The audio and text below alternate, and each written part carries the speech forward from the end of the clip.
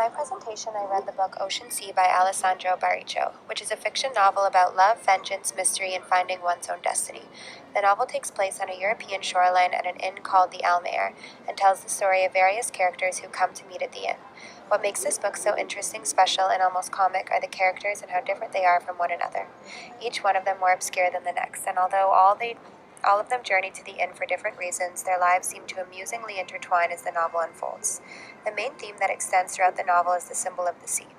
The ocean stands for a means of liberation and redemption, wherein each character has a different connection to the sea.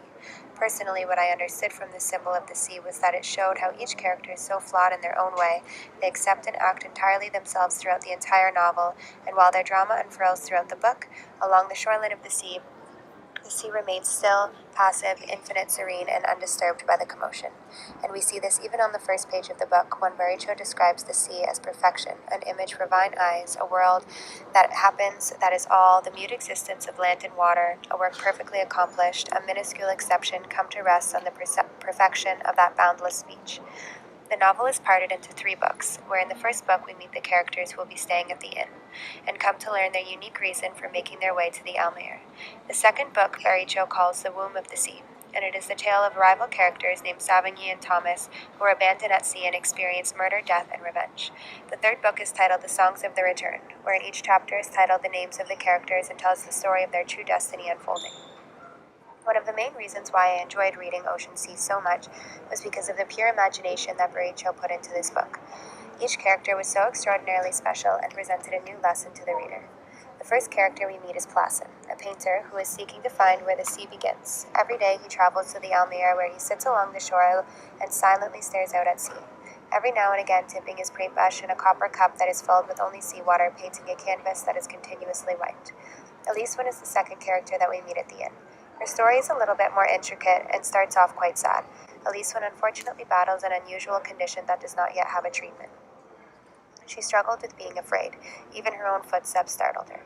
When Eliswen's doctor could not figure out how to treat her, her father Baron, defeated from fatigue and worry, left it to the hands of their priest, Father Pluche, a man who, usually a practical spirit, decided to take a risk when he said that Eliswen shall go to the sea. I shall take her there, and if need be, shall stay there for months, years, until she manages to find the strength to face the water and everything else, and in the end she shall return alive. Professor Bartleboom was introduced next, and he is one of the more comedic figures of the novel. In contrast to Placen, the painter's search to find the beginning of the sea, Bartleboom is studying the sea in a scientific approach as he researches and hopes to discover where the sea ends. Along with writing the book called The Encyclopedia of Limits to be found in nature, Bartleboom spends his days writing love letters to the woman he one day hopes to meet. Anna Tavera's story is a tale of love. She is an adulterous woman who is sent to the inn by her husband, who hopes that it may give her the space and silence she needs to find peace within herself. Adam's story is one that is much darker than the rest. He arrives at the Almayer after experiencing a hard, tormenting shipwreck. After being captured in the heart of Africa, treated like a slave and tormented like an animal, he came to the inn to spend time by the sea, the only place where he could become whole again. The children in the next few chapters are met, and they are the ones who run and live at the inn. They are not ordinary children, however. First, we have Daira, who signs in the guests and runs the inns. Then we have Dude, who sits all day along the windowsill of Bartleboom's room and stares at the sea.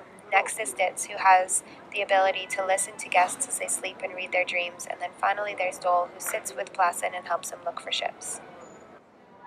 In the second book, The Womb of the Sea, the story is first told by a doctor named Savigny, who boards a ship called the Alliance and talks of a man who watched him suffer but did not kill him. This is when we meet the second character, Thomas, who is introduced as he watches Savigny drift into sea on a raft where he's hoping to die. He tells his story of the ship, which is one of abomination, revealing the horrific tale of war, of men who were murdered and left to die, of hunger, desperation, and madness. In the third book, The Song of Return, Baricco describes how each character has found their true destiny from their time spent staying at the inn. Placen, for example, dies a peaceful death and his tombstone is painted all white, coming back to the symbol of his pictureless paintings. For Another example is shown in Bartlemoom's revelation. After offering his mahogany box to 3 women and finding out that the first one was not the woman he loved, the second was the twin of the woman he thought he loved, and then to find that she was engaged to be married, Bartlemoom broke out into a fit of laughter and offered his mahogany box to one of his servants, which began a revelation inside of him. And this revelation was one of laughter, as if it were an epidemic. The entire town he was in broke out into laughter, even houses who have not seen laughter in months. He had never felt better, made new friends, found peace within himself, and never looked to marry again. His story ends with him rewriting the Encyclopedia of Limits to be a book that never ends. Anna de Vera finds herself as well.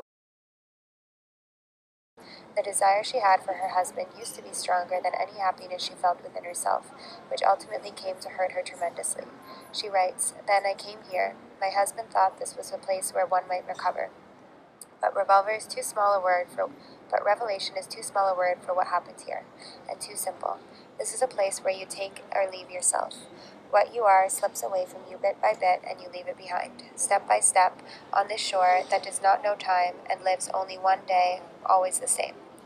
I have never felt more alive than I do now, and it is a way of losing everything in order to find everything."